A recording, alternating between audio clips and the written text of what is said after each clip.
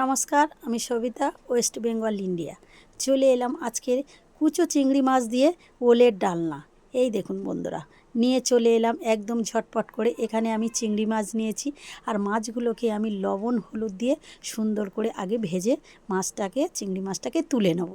এই দেখুন বন্ধুরা, অন্যদিকে আমি এখানে ওল আর আলুটাকে সিদ্ধ করতে দিয়েছি, কারণ ওল আর আলুটা সিদ্ধ করে নিয়ে রান্না করলে এই তরকারিটা কিন্তু খুব সুন্দর হয়। ওলটাকে আমি সিদ্ধ করে জল ছাড়িয়ে নেব। অন্যদিকে কড়াইয়ের মধ্যে আমি তেল দিয়েছি, আর এর মধ্যে দিয়েছি কাঁচা লঙ্কা, টমেটো, আর এখানে দিয়েছি আদা আর জিরে বাটা। এখানে আমি অন্য কোনো মশলা ব্যবহার করিনি।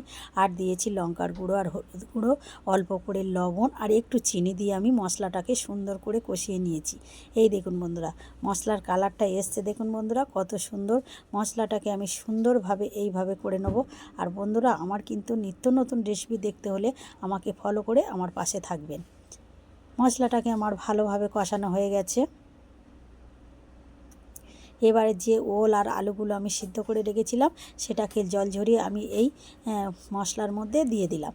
দিয়ে আবার এগুলোকে সুন্দর করে আমি কষিয়ে নেব। এই আলু আর ওলটাকে সিদ্ধ করে নিলে বন্ধুরা তরকারিটা কিন্তু একটা মাখো মাখো হয়, আর খেতে কিন্তু ভীষণ সুন্দর লাগে। এই দেখুন বন্ধুরা, আমি সুন্দরভাবে এটাকে কষিয়ে নিয়েছি। এটাকে বেশ কিছুক্ষণ ধরে কষিয়ে নেব। নেয়ার পর এর মধ্যে দিয়ে দেবো পরিমাণ মতো জল। এখানে আমি বেশ কিছুটা জল দিয়েছি, দিয়ে একটু নেড়ে চেড়ে এটাকে এবার আমি ঢাকা দিয়ে কিছুক্ষণ হতে দেবো। ঢাকা দিয়ে দিলাম। এবার কিছুক্ষণ ফোটার পরে এটাকে আমি ঢাকাটা তুলে যে চিংড়ি মাছগুলোকে আমি ভেজে রেখেছিলাম ওই চিংড়ি মাছগুলোকে আমি ওই ওলের মধ্যে দিয়ে দিলাম। বন্ধুরা, আমার এই রেসিপি যদি আপনাদের ভালো লেগে থাকে তাহলে লাইক, শেয়ার, কমেন্ট ও সাবস্ক্রাইব করবেন। আর ফেসবুক থেকে দেখলে আমার পেজটাকে ফলো করে পাশে থাকবেন। এই দেখুন বন্ধুরা, খুব সুন্দরভাবে যখন ফুটে উঠেছে তখন এর মধ্যে আমি জিরে, ধনে, সর্ষে এটাকে ভেজে রেখেছিলাম এর মধ্যে দিয়ে দিলাম। এই ভাজা মশলাটা দিলে অনেকটা স্বাদ বাড়িয়ে দেয়, আর খেতে ভীষণ টেস্টি হয়। এইভাবে নেড়েচেড়ে আরও কিছুক্ষণ আমি এটাকে ঢাকা দিয়ে হতে দেবো।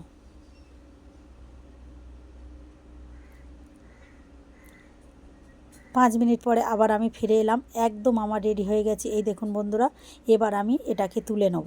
আর বন্ধুরা, এই ওল তো একটু ঝোল ঝোল করে নামাতে হয়, কারণ এটা যতটা ঠান্ডা হবে, ঠান্ডা হলেই কিন্তু এর জলটা একদম শুকিয়ে যাবে।